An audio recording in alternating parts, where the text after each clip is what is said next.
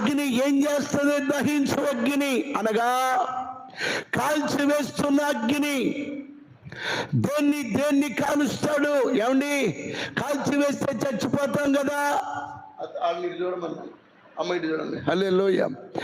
కాల్చి వేస్తే చచ్చిపోతాం కదా, కాల్చి వేస్తే మాడిపోతాం కదా.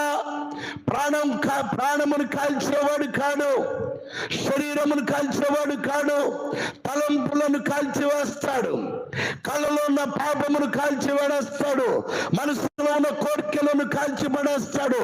నిలువెల్లో ఉన్న మనిషిగానే ఉండి మనిషిని పట్టి పీడిస్తున్న ప్రతి విధమైన తెగులు శాపమును కాల్చి పడేస్తాడట. స్తోత్రం. ఆయన దహించు అగ్ని.